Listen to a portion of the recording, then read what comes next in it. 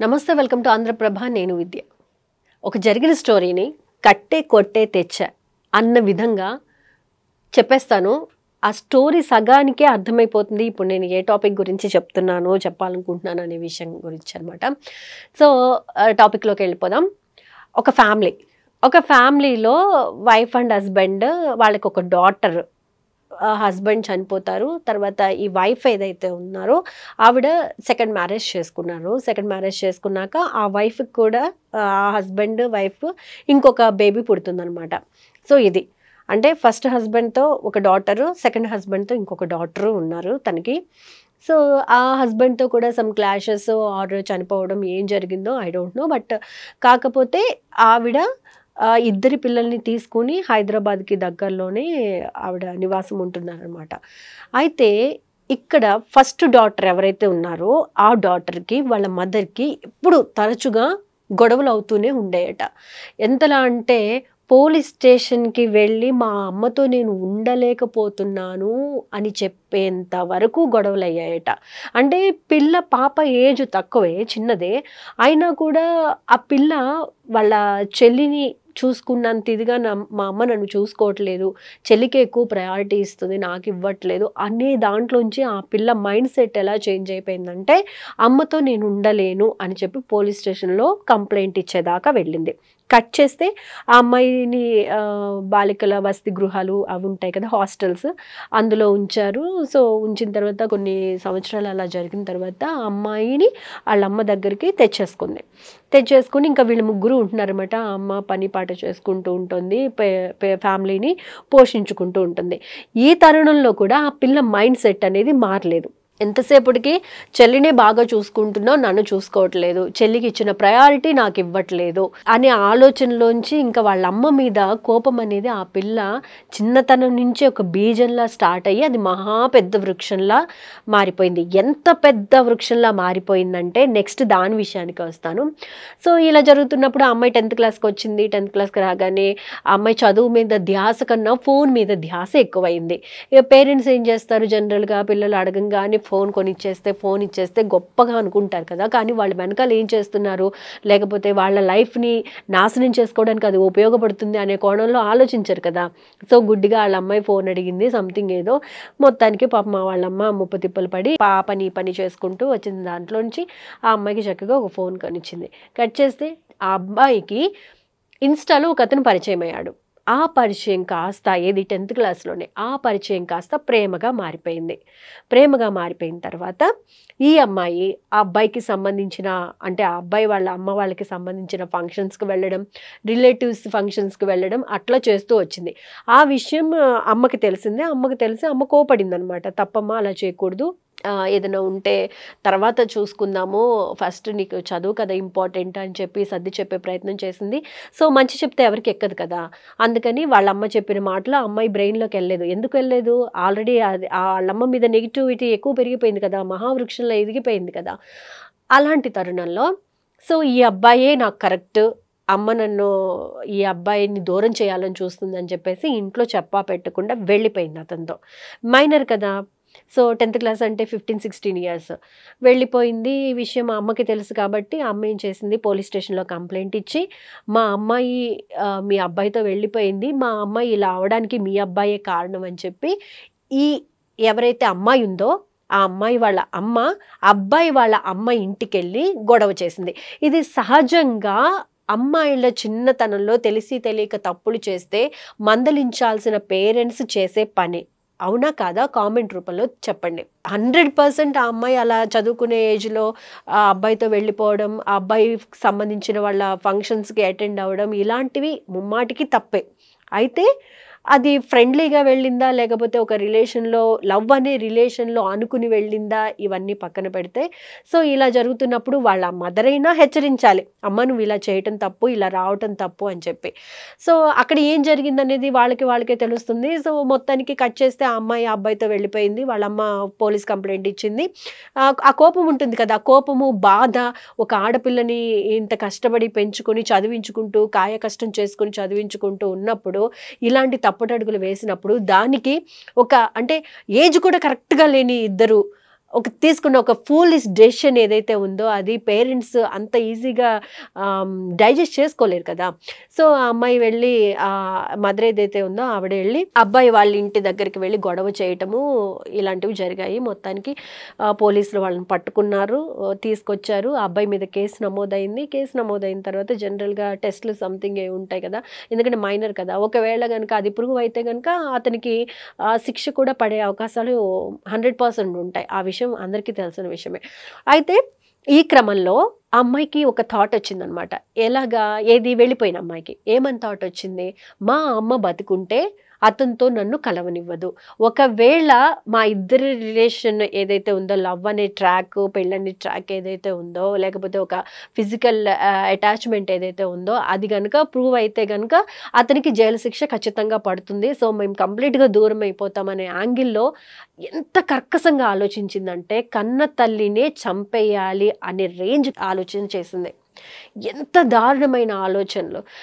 ఒక్క నిమిషం ఆలోచించిన అట్లీస్ట్ వాళ్ళమ్మ మంచికి కదా చెప్పింది. ఏం చెప్పింది, ఇప్పుడు ప్రస్తుతం మీరు చదువుకునే ఏజ్లో ఉన్నారు, చదువుకోండి, ఆ తర్వాత మీకు ఒక మెచ్యూరిటీ వచ్చిన తర్వాత పెళ్లి గురించి ఆలోచిద్దామని. తను కూడా సింగిల్ పేరెంట్, అలాంటప్పుడు భయం ఉంటుంది కదా పిల్లల విషయంలో.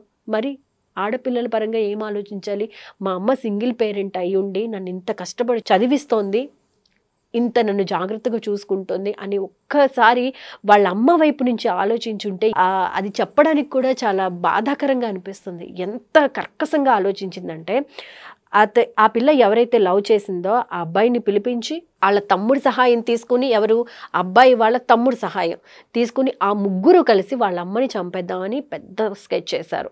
అది కూడా ఏంటి, నార్మల్ వేలో, అంటే తను ఆత్మహత్య చేసుకుంది అనే విధంగా చిత్రీకరిద్దామనుకుని ముందు ప్లాన్ చేసుకోవడం జరిగిందంట. ఆ అమ్మాయి మొత్తానికి చెప్పింది, ఆ అబ్బాయి వచ్చాడు, మా అమ్మ ఇంట్లోనే ఉంది, ఒంటరిగా ఉందని చెప్పింది. ఆ అబ్బాయి వచ్చాడు. అంటే ఆమె వేసిన స్కెచ్ ఏదైతే ఉందో, జరిగిన సంఘటన ఏదైతే ఉందో అది చూసినా తలుచుకున్నా ఒళ్ళు జలతరిస్తుంది అనమాట. అంత కర్కశంగా, అంత కోల్డ్ బ్లడెడ్ మర్డర్ అంటారు కదా, అంత రేంజ్లో ప్లాన్ చేసింది. ఒక 10th క్లాస్ చదువుకునే పిల్ల కేవలం వాళ్ళ బాయ్ ఫ్రెండ్ని కలవనివ్వకుండా అమ్మ చేస్తోంది అని. నిజంగా ఇలాంటివి చూస్తుంటే ఎవరికైనా ఆడపిల్ల కావాలనిపిస్తుందా? ఎంత అల్లారు ముద్దుగా పెంచుకుంటామండి, ఎంత జాగ్రత్తగా పెంచుకుంటాం. బయట ఉన్న సమాజం చాలా దారుణంగా ఉంది. అలాంటి సమాజంలోకి ఒక ఆడపిల్లని తీసుకెళ్తున్నామనంటే ఎంత ప్రొటెక్టివ్గా ఉంటారు పేరెంట్స్. అలాగే అనుకుంది కదా ఆ తల్లి కూడా. సరే, ఏం జరిగింది, ఆ అబ్బాయిని పిలిపించింది. మా అమ్మ ఒంటరిగానే ఉందని చెప్పింది. మొత్తానికి స్కెచ్ చేశారు. వాళ్ళమ్మ ఒక్కతే ఉంది, అటాక్ చేశారు. ఎలా అంటే పోలీసులు ఇచ్చిన కథనమే ఇదంతా. గొంతు నిలిమి చంపడం, ఒకళ్ళు చేయి పట్టుకుంటే, అంటే ఒకళ్ళు కదలకుండా పట్టుకుంటే ఆమెని ఇష్టానుసారంగా పిడిగుద్దులు గుద్దటము, ఇలాంటివి చేశారు. అంతటితో ఆగకుండా చంపేయాలని కదా స్కెచ్ ఇదంతా. సో పక్కనే ఉన్న ఒక సుత్తి తీసుకొచ్చి ఆ తల పగిలిపోయేలాగా కొట్టి, నేను చెప్పడానికే నాకు ఇంత బాధగా ఉందంటే అక్కడున్న సిచ్యువేషన్, లేకపోతే ఆ ఫొటోస్ చూసినప్పుడు ఇంకెంత బాధగా అనిపిస్తుంది. సరే, ఆ సుత్తితో కొట్టి ఆమెని రక్తం కారేలాగా కొడితే ఆవిడ అక్కడ కింద పడిపోవడం జరిగింది. ఇంకా కొన ఊపిరి ఉంది. అయితే కట్ చేస్తే మధ్యలో వాళ్ళ చిన్న కూతురు ఉంది కదా, ఆ అమ్మాయి సడన్గా వచ్చేసరికి అమ్మ అలా పడిపోయి ఉండడం చూసి అమ్మకి ఏమైంది, ఏం జరిగింది అని చెప్పి ఆ అమ్మాయి అడవటం స్టార్ట్ చేస్తే అప్పుడు అక్క చెప్పిందట, అమ్మ కళ్ళు తిరిగి పడిపోయింది, కళ్ళు తిరిగి పడిపోయినప్పుడు తలకి దెబ్బ తగిలింది, మేము అమ్మని హాస్పిటల్కి తీసుకెళ్తే నువ్వు ముందు ఇక్కడి నుంచి బయటికి పదా అని చెప్పి ఆ పిల్లని బయటికి తీసుకెళ్లే క్రమంలో ఆమె గమనించింది, ఆమె కొను ఊపిరితో ఉంది, ఇంకా చచ్చిపోలేదు అమ్మ అని చెప్పేసి గమనించి ఆ అబ్బాయికి చెప్పిందట, మా అమ్మ బతికే ఉంది, ఎలా అయినా చంపేసి బయటికి రా అని చెప్పిందట. ఇది విన్నాక ఆ అమ్మాయిని ఏమనాలి, లేకపోతే ఆ అమ్మాయి యొక్క ఆలోచన ఏమనాలి? అలా చెప్పిన తర్వాత ఆ అబ్బాయి మొత్తానికి ఆ అమ్మాయిని, ఆ పెద్ద ఆవిడ ఎవరైతే ఉన్నారో ఆవిడని చంపేశారు.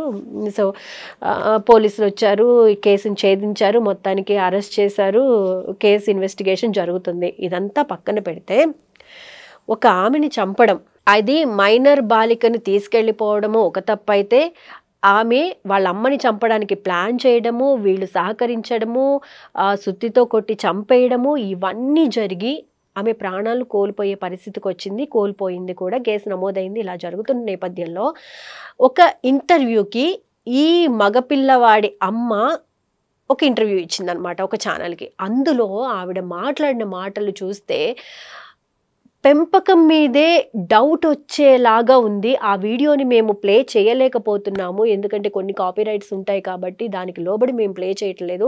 మీకెక్కడన్నా గనక ఆ వీడియో దొరికితే తప్పకుండా చూడండి.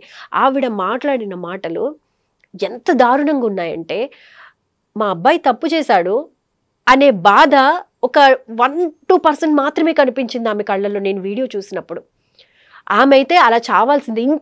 ఇంకా బరువైన పదజాలంతో, ఇంకా కఠినమైన పదజాలంతో ఆమె మాట్లాడడం జరిగింది. ఆవిడ చావు మంచిదే, ఆవిడకి అలా జరగాల్సిందే. నా బిడ్డ తప్పు చేశాడు, కోర్టులో కేసు అవుతుంది, మేము మళ్ళీ బయటికి తెచ్చుకుంటాం. ఎంత ధీమాగా చెప్పిందంటే, తప్పును ప్రేరేపిస్తున్నావా అన్న కోణంలోకి ఆలోచిస్తే మనకి ఆ వీడియో చూస్తే అరే నిజంగా తను కన్న తల్లేనా అనే ఫీలింగ్ వస్తుంది అనమాట. అంత దారుణంగా చెప్పింది ఆవిడ. నీ కొడుకు యొక్క లైఫ్ స్పాయిల్ అయిపోయింది. ఒక హత్య చేశాడు నీ కొడుకు, దీనికి బాధపడాలి. అరే సమాజంలో మనం ఒక హత్య చేసిన ఫ్యామిలీగా మిగిలిపోయామనే బాధ, లేకపోతే కొడుకు జీవితం నాశనం అయిపోయిందనే బాధ కళ్ళల్లో కనపడాలి. ఆ బాధ మాటల్లోంచి రావాలి. అలాంటిది సరే తప్పెవరి వల్లన్నా కానీ కేసు పెట్టడం తప్ప ఒప్ప అనేది తీసి పక్కన పెడితే, ఆ తప్పుకి కారణమైన తప్పని నువ్వు భావిస్తున్నావు కరెక్టే. ఆ తప్పుకు కారణమైన ఆ తల్లి పడిన మానసిక క్షోభ నీకు అర్థమై ఉంటే ఈరోజు నీ కొడుకు చేసినది తప్పు కాదు అనేది నువ్వు మాట్లాడవన్నమాట. ఆవిడ వీడియో చూసిన తర్వాత పెంపకం బట్టి కొన్ని మారిపోతూ ఉంటాయి, కొన్ని అంచనాలు కూడా మారిపోతాయి. నిజంగా ఆ పిల్ల ఫస్ట్ టైం వాళ్ళ ఇంటికి వచ్చినప్పుడే అరే తప్పు ఇది, అలాంటి ఒక ఆడపిల్లని మనం తీసుకురాకూడదు అని చెప్పాలి. నీ వయసు చిన్నదే, ఆ పిల్ల వయసు చిన్నదే, ఇలాంటివి ప్రోత్సహించకూడదు అనేది ఆ రోజే ఖండిస్తే ఈ పరిస్థితి ఇక్కడ దాకా వచ్చేది కాదు. సెకండ్, ఆ అమ్మాయి వెళ్ళిపోయిన తర్వాత ఎవరైతే పెళ్లి చేసుకున్నారో వెళ్ళిపోయారో ఇద్దరు, 19 ఏళ్ల అబ్బాయి శివ ఐ థింక్ అతని పేరు, అండ్ ఆ పిల్ల 10th క్లాస్ చదివే పిల్ల వెళ్ళిపోయారో, ఆ ఏజ్లో అది కరెక్ట్ కాదు అని చెప్పి ఆ రోజే ఖండించి ఉంటే ఇప్పుడు ఈ పరిస్థితి వచ్చేది కాదు. ఇప్పుడు తన బిడ్డ జీవితం నాశనం అయిపోయింది. ఒక 2 కూతుర్లకి తల్లి లేకుండా పోయింది. సరే ఆమెకంటే వాళ్ళ అమ్మ మీద ఇష్టం లేదు, లేకపోతే అసలు ఆమె మీద ప్రేమ లేదు, ఇంత కర్కసానికి ఒడిగట్టింది. మరి ఇటువైపునున్న తల్లిదండ్రులు ఏం ఆలోచించాలి వాళ్ళ కొడుకు గురించి? చేసేది తప్పు కాదు అని ఘంటాపదంగా చెప్పడం ఎంతవరకు కరెక్ట్?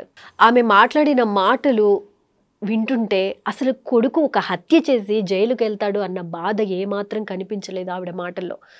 ఎంతసేపుడికి ఆవిడికి అది జరగాల్సిందే, ఆవిడ అంత దారుణంగా చంపాల్సిందే అని మాట్లాడుతుంటే, ఓకే ఇంటికొచ్చి గొడవ చేయడం అది తప్పే.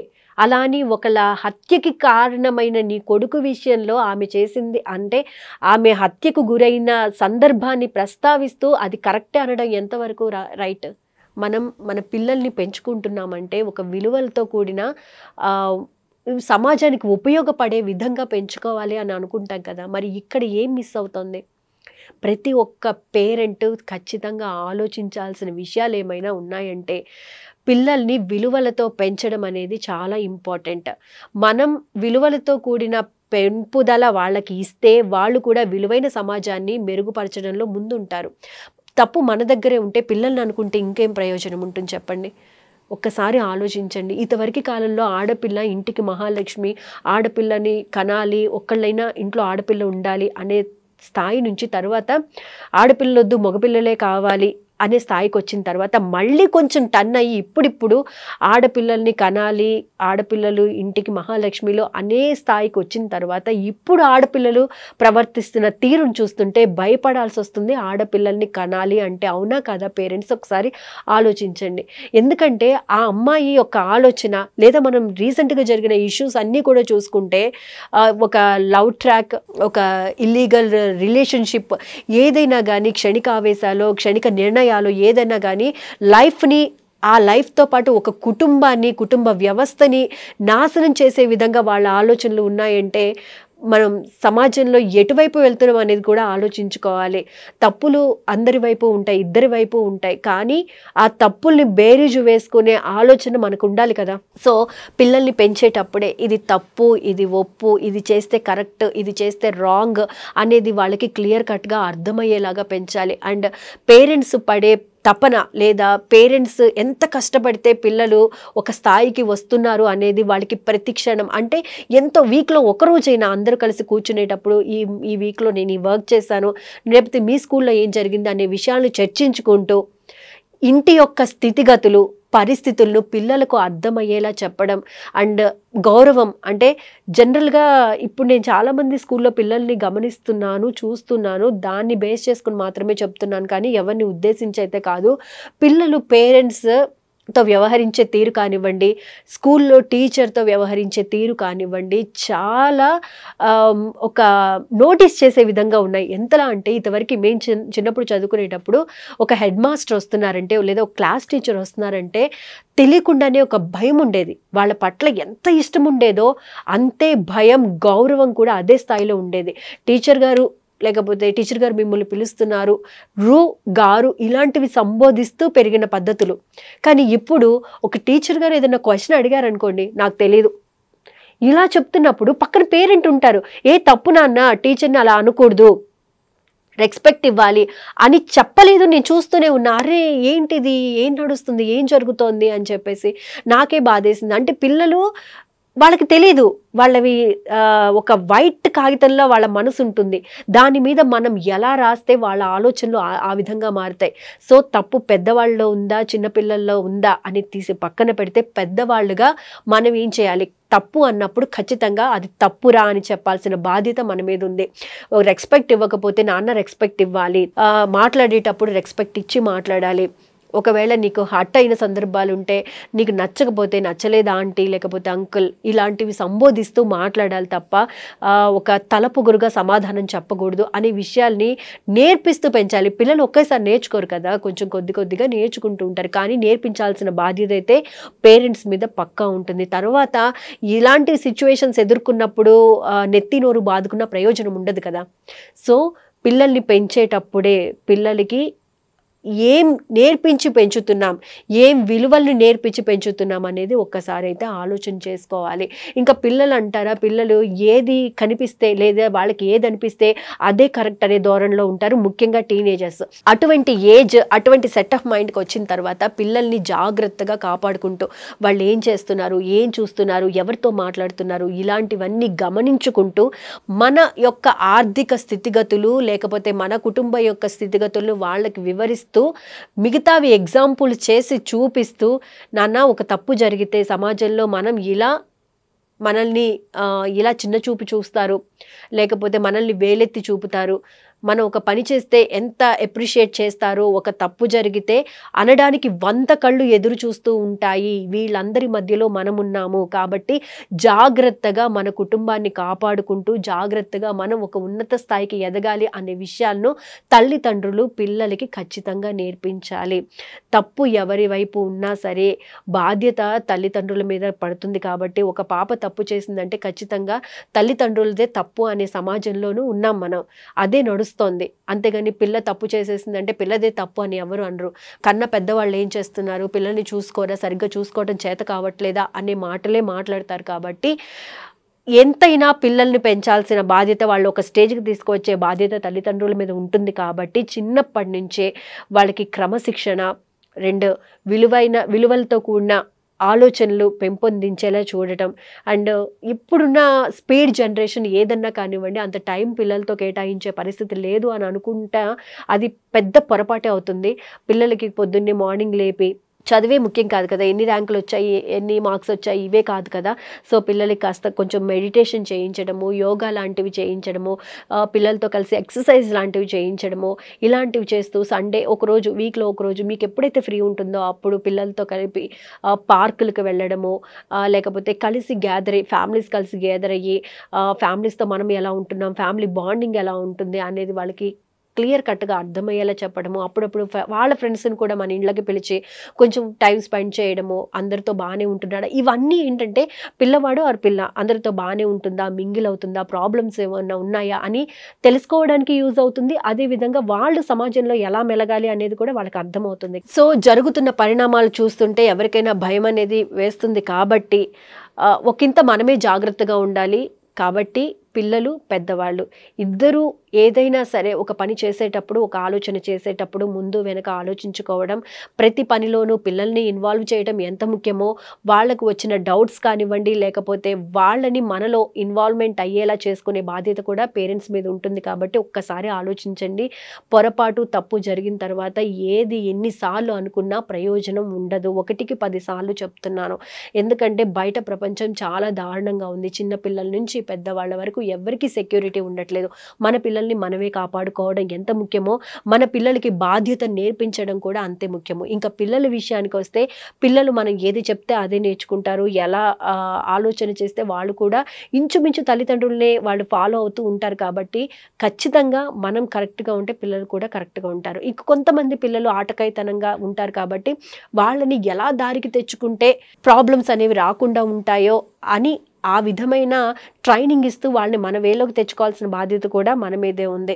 సో, అభం శుభం తెలియని వయసులో పిల్లలు ఉంటారు కాబట్టి, వాళ్ళ ఏజ్ మనం దాటి వచ్చాం కాబట్టి, వాళ్ళ ఏజ్‌కి మనం వెళ్ళి వాళ్ళని గైడ్ చేయాల్సిన అవసరం ఎంతైనా ఉంది. నాకు అనిపించింది జస్ట్ నార్మల్‌గా చెప్పాను. మీ సలహాలు, సూచనలు కూడా కామెంట్ రూపంలో తెలియచేయండి. మొత్తానికి ఈ విషాదకర సంఘటన నుంచి మనం ఏదైనా నేర్చుకున్నాము, అలాంటివి రిపీట్ అవ్వకుండా మన చుట్టూ ఉండే సమాజంలో కొన్ని ఏదో ఒక డిస్టర్బెన్సెస్ జరుగుతూ ఉంటాయి కాబట్టి, మన వంతుగా దాన్ని నార్మలైజ్ చేయడానికి ట్రై చేస్తే బాగుంటుందనేది నా ఉద్దేశం. ఇది ఇవాల్టి జస్ట్ నార్మల్ కాన్వర్జేషన్. చూస్తూనే ఉండండి ఆంధ్రప్రభ. Take care. బాయ్.